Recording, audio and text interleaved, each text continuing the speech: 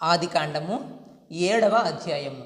యెహోవా, ఈ తరము వారిలో నీవే నా ఎదుట నీతిమంతుడవై ఇండుట చూచితిని గనుక నీవును నీ ఇంటి వారును వాడలో ప్రవేశించుడి. పవిత్ర జంతువులలో ప్రతి జాతి పోతులు 7ను పెంటులు 7ను, పవిత్రములు కాని జంతువులలో ప్రతి జాతి పోతును పెంటియు 2ను, ఆకాశ పక్షులలో ప్రతి జాతి మగవి 7ను ఆడువి 7ను నీవు భూమి అంతటి మీద సంతతిని జీవముతో కాపాడునట్లు నీ యొద్ద ఉంచుకొనుము. ఎందుకనగా ఇంకను 7 దినములకు నేను 40 పగళ్ళును 40 రాత్రులను భూమి మీద వర్షము కురిపించి నేను చేసిన సమస్త జీవరాశులను భూమి మీద ఉండకుండా తుడిచివేయుదునని నోవహుతో చెప్పెను. తనకు యెహోవా ఆజ్ఞాపించిన ప్రకారము నోవహు యావత్తు చేసెను. ఆ జల ప్రవాహము భూమి మీదికి వచ్చినప్పుడు నోవహు 600 ఏండ్లవాడు.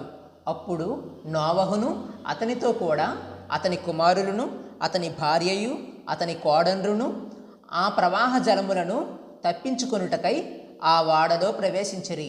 దేవుడు నోవహునకు ఆజ్ఞాపించిన ప్రకారము పవిత్ర జంతువులలోను అపవిత్ర జంతువులలోను పక్షులలోను నేలను ప్రాకు వాటన్నిటిలోనూ మగది ఆడుది జత జతలుగా వాడలోనున్న నోవహునొద్దకు చేరెను.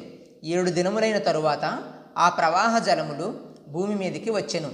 నోవహు వయసు యొక్క 600 సంవత్సరము 2వ నెల 17వ దినమున మహాగాధ జలముల ఓటలన్నీయు ఆ దినముందే విడబడెను. ఆకాశపు తూములు విప్పబడెను. 40 పగళ్ళును 40 రాత్రులను ప్రచండ వర్షము భూమి మీద కురిసెను. ఆ దినమందే నోవహును నోవహు కుమారులకు షేమును హామును యాపెతును నోవహు భార్యయు వారితో కూడా అతని 3 కోడండ్రును ఆ వాడలో ప్రవేశించిరి. వీరే కాదు, ఆయా జాతుల ప్రకారము ప్రతి మృగమును, ఆయా జాతుల ప్రకారము ప్రతి పశువును, ఆయా జాతుల ప్రకారము నేల మీద ప్రాకు ప్రతి పురుగును, ఆయా జాతుల ప్రకారము ప్రతి పక్షియు, నానా విధములైన రెక్కలు గల ప్రతి పిట్టయు ప్రవేశించెను. జీవాత్మ గల సమస్త శరీరులలో రెండేసి వాడలోనున్న నోవహునొద్ద ప్రవేశించినవన్నీయు దేవుడు అతనికి ఆజ్ఞాపించిన ప్రకారము సమస్త శరీరులలో మగదియు ఆడుదియు ప్రవేశించెను. అప్పుడు యెహోవా వాడలో అతని మూసివేసెను.